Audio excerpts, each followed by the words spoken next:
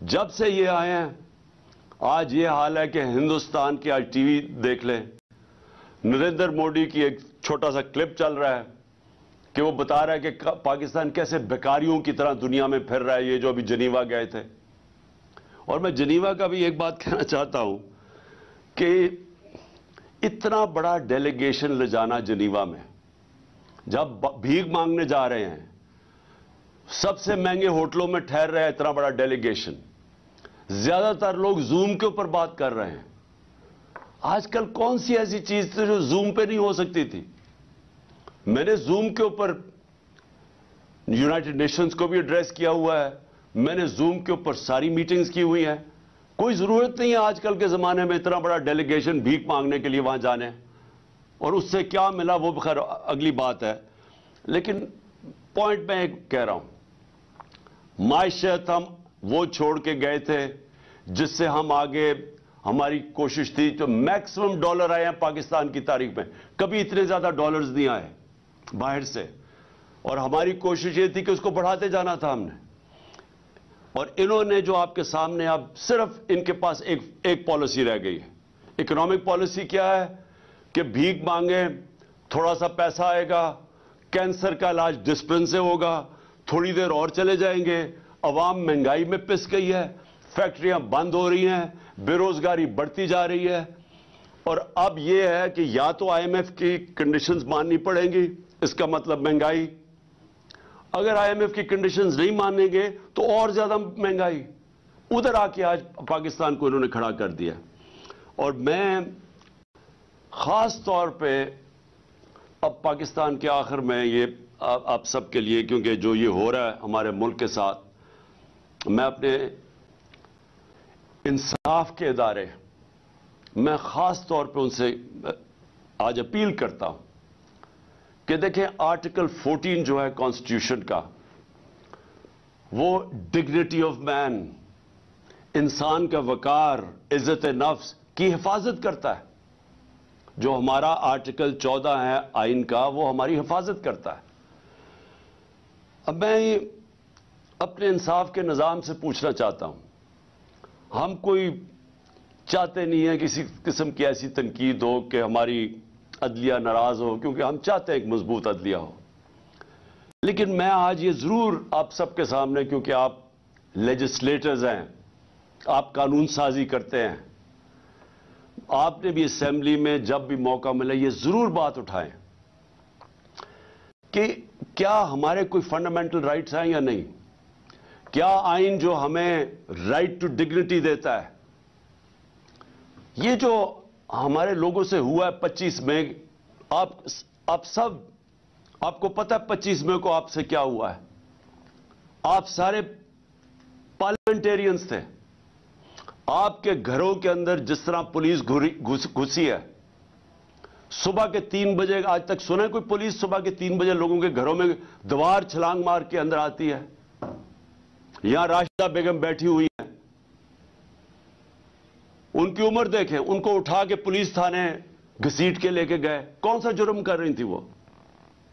ہم کون سا، ہماری پارٹی کے لوگ کیا جرم کر رہے تھے جو لوگوں کے اوپر تشدد کیا گیا، اٹھا کے لے کے گئے، تھانوں میں لے کے گئے 2 دن پہلے 25 مئی سے، کہ صرف اس لیے کہ ہمارا جو آئینی حق ہے کہ ہم ایک پرامن احتجاج نہ کریں۔ اور کیوں نہیں، مجھے افسوس یہ ہے کہ کیوں ہمارے فنڈامنٹل رائٹس کی حفاظت نہیں کی گئی۔ ہم کس کی طرف دیکھیں؟ ہم اپنی عدلیہ کی طرف ہی دیکھیں گے نا، کہ جو لوگوں سے ظلم ہوا اس دن، جو وہ 2 لڑکے شہید ہوئے اس دن، کیا جرم تھا ہمارا؟ آج تک 26 سال کی پالیٹکس میں کب ہم نے انتشار پھیلایا ہے؟ میں جب 26 مئی کو میں نے جب وہ کال آف کیا، مجھے پتا تھا انتشار ہونا ہے۔ جب ہمارے لاکھوں لوگ جب پنڈی تھے 26 نومبر کو، ہم اسلام آباد آرام سے، ہم سارے اسلام آباد، کوئی پولیس روک نہیں سکتی تھی، اتنی بڑی تعداد میں لوگ تھے۔ انتشار روکنے کے لیے ہم نے فیصلہ کیا کہ ہم اپنا آئینی حق استعمال کریں گے اور ہم اپنی اسمبلیز ڈیزالو کر کے الیکشنز کروائیں گے. الیکشنز ایک جمہوری عمل ہے اور اس سے ہمیں روکا گیا. ہر قسم کے حربے استعمال کیے جا رہے ہیں کہ کسی طرح ہم الیکشن نہ کروا لیں اپنی جو 2 اسمبلی ہیں پختونخوا اور پنجاب میں. کیوں ڈر رہے ہیں؟ میں یہ اب سوال پوچھتا ہوں کہ جو لوگ کہتے ہیں کہ ہم جمہوری ہیں یہ کیوں ڈرتے ہیں الیکشن سے؟ وہ اس لیے ڈرتے ہیں کہ یہ پبلک سے ڈرتے ہیں.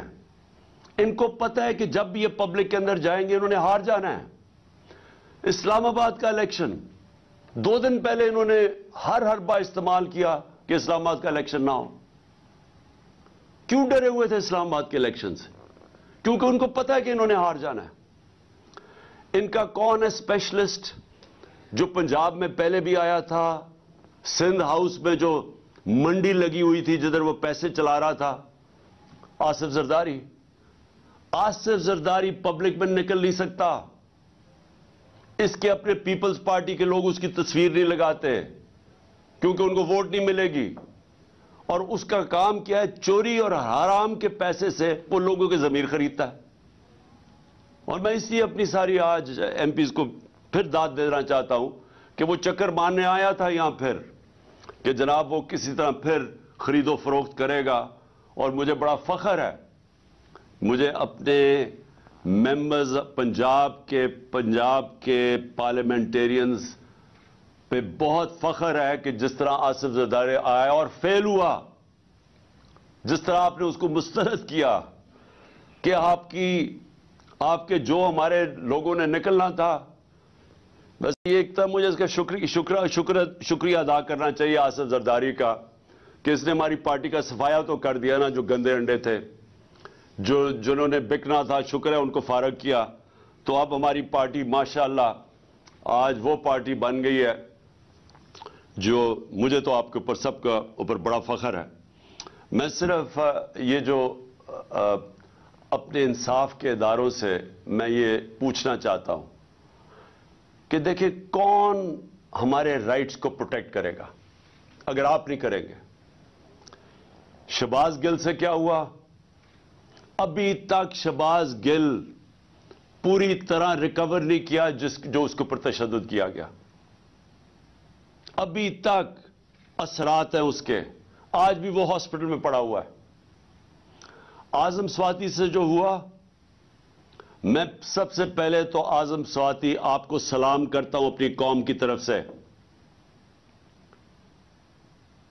اس عمر میں جو اس سے کیا گیا، اس کی ڈگنیٹی، میں پھر سے کہتا ہوں آئین کی جو شک 14 ہے، رائٹ ٹو ڈگنیٹی، اس سے جو کیا گیا،